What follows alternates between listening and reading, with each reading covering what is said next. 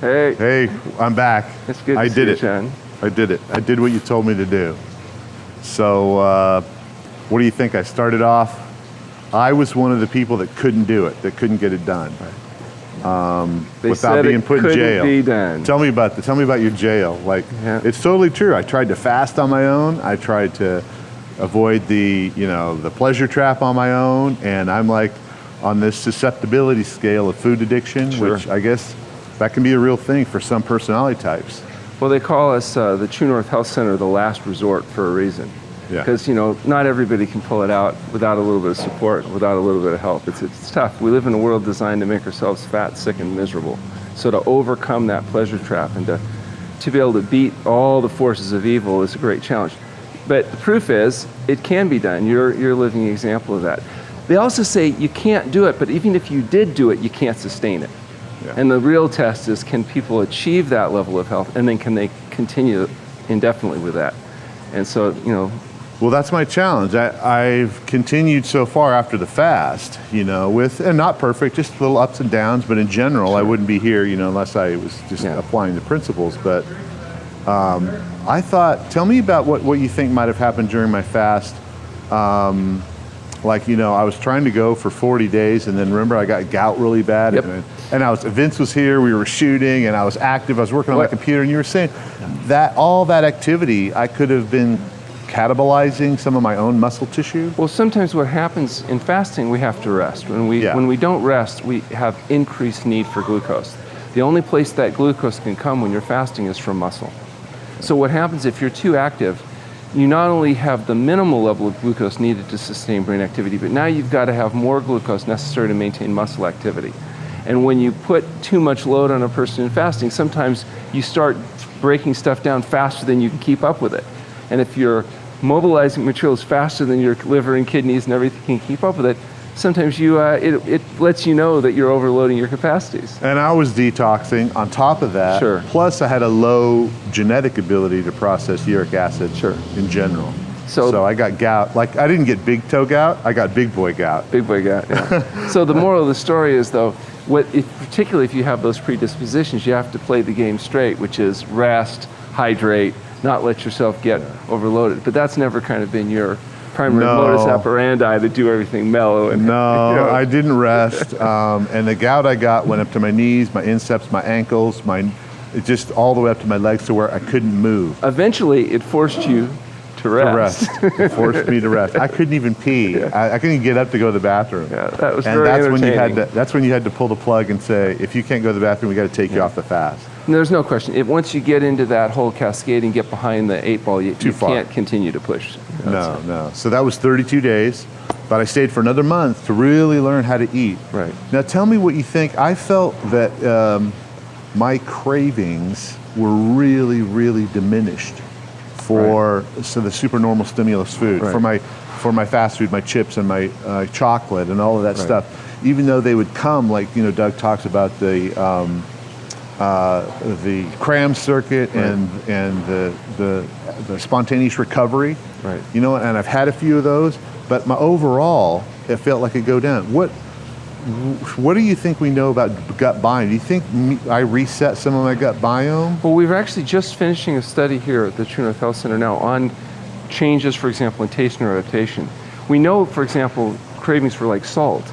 If you put a person on a low salt diet for about a month, that the palate itself begins to change. Yeah. We know that with fat, it can take as much as 3 months for people to neuroadapt to where they're not feeling hungry all the time, even though they're getting enough calories. 3 months. But when you fast, those changes, we believe, happen much more quickly. And so when you fast somebody, most patients, by the time they're done fasting, they can taste the natural sodium in things like chard and kale that they wouldn't have even noticed before. I actually, at the beginning of my fast in the first week, I had a dream about a bag of Doritos that was the size of a pillowcase. And I was like, a lucid dream, one of those ones like at 5 in the morning. And I plowed all the way through to throw out of them. And I remember in my dream going, oh no, I broke my fast, I broke my fast.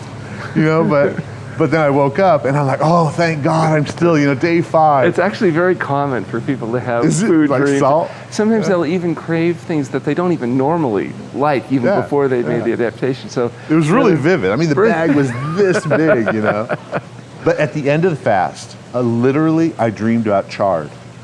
Yeah. Both salt dream, one Doritos, the last one chard. And then when I ate chard, I never had any idea. Well, a lot of times when people start fasting, they really don't like things like fruits and vegetables and stuff like that. But if you fast long enough, those things start to become more attractive and appealing. And that's kind of how we know it may be time to feed, is when the person's willing to eat the healthy foods. Just keep going until they're ready. That's right.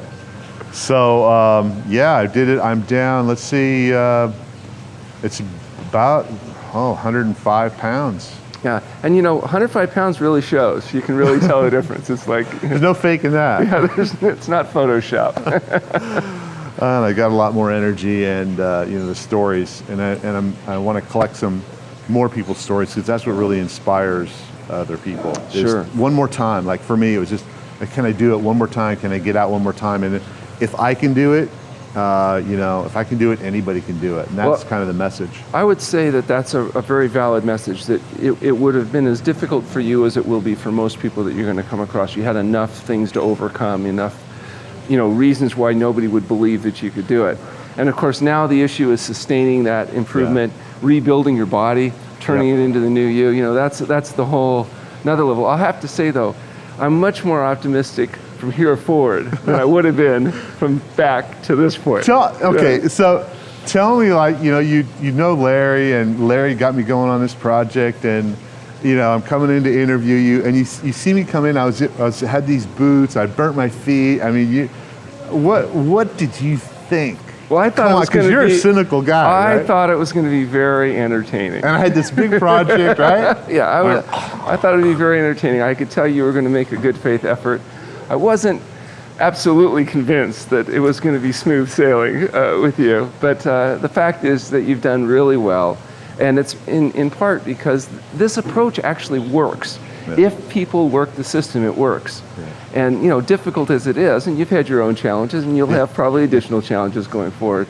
When the overall trend is consistently positive, most people are willing to kind of conjure up enough energy in order to stay moving in the right direction. Yeah. So for me, a lot of stress will still push me hard towards snack foods or junk foods. Yeah.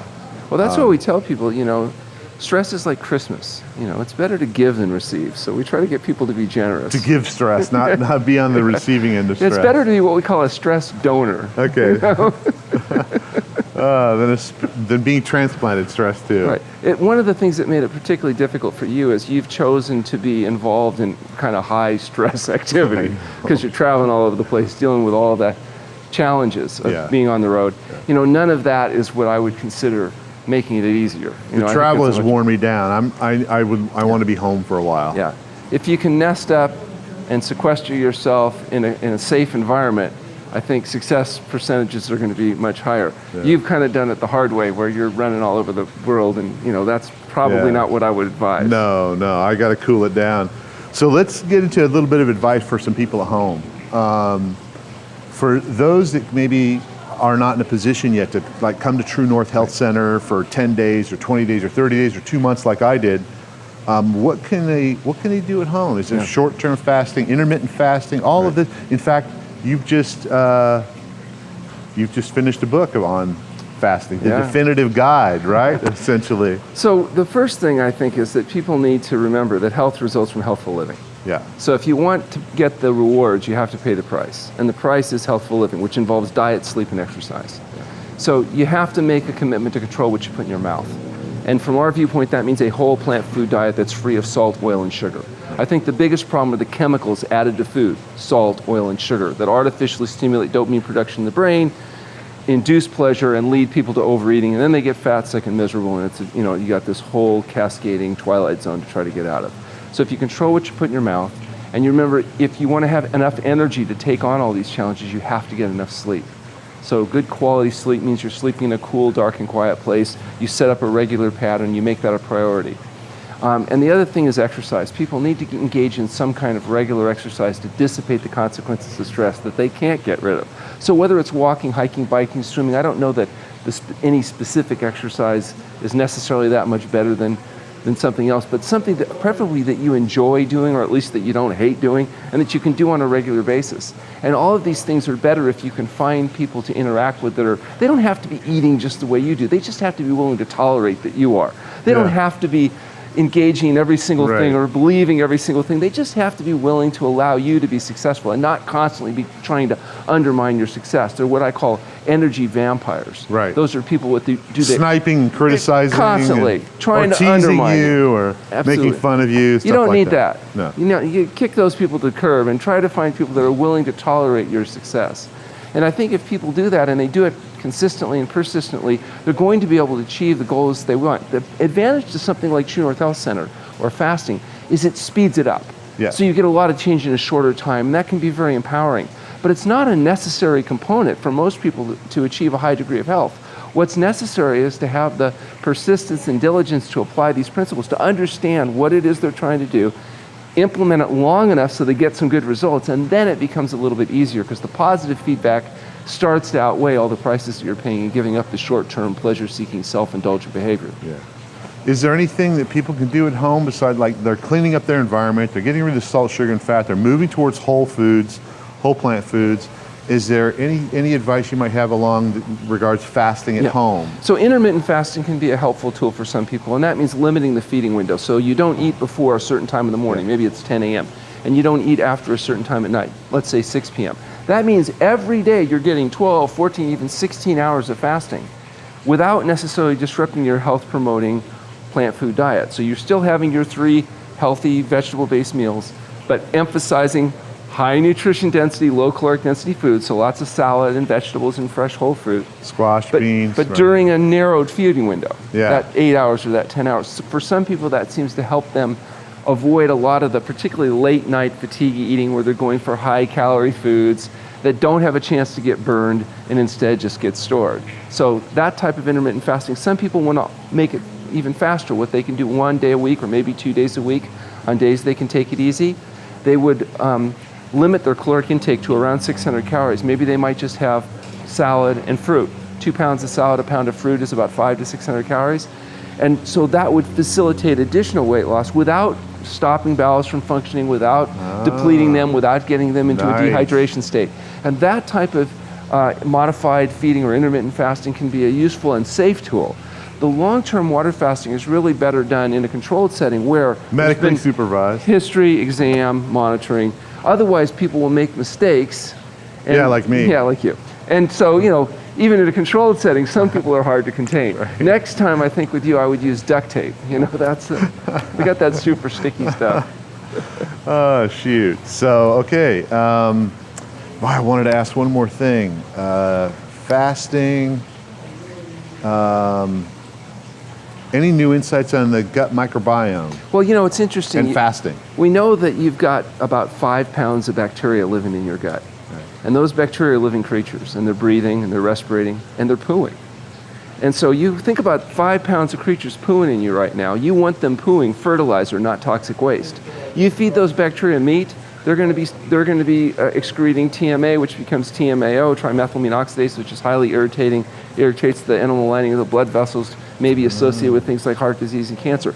You feed those bacteria soluble fibers like sweet potatoes and vegetables, they're pooing out fertilizer. So you want your bacteria pooing fertilizer into you, not toxic waste. All right. And so what we think that happens in fasting is for people that have dysbiosis or microbial disruption, we believe that fasting helps reboot that whole system. It's like rebooting a hard drive on a computer that's become corrupted. That's what it felt like with me. I felt rebooted. It's probably because that's what's happening. Okay. So it's like you turn that computer off, you turn it on, you don't exactly know why, but it starts to work properly. Yeah. We think the same thing happens for many people with their digestive system. Now, we've just finished the study with our colleagues, and those data are being analyzed now. So soon we'll have some information on what happens to the different strains and what happens to those strains' byproducts. And so that's what we're really looking at for now, but it's kind of virgin data. There's not been a lot of work done on long-term fasting and the effect on the microbiome. That's something that we're actually helping pioneer. You're going to pioneer because you have a new... We have a new research facility. Yeah, we finished our lab that we've been working on since you were here. And so now we have the ability to do our own extractions and sequestration of samples. And so we're really excited about that. We've also gotten a lot of interest from major university researchers that are interested in doing collaborative research, because now fasting's gone from being criminal quackery to cutting edge research. Yep. Because there's some interest in it, and so we're excited to help participate in those studies. All right, fantastic. Excellent. Well, thanks, Doc. Hey, Appreciate it, man. Keep up the good feeling work. fantastic. Very good.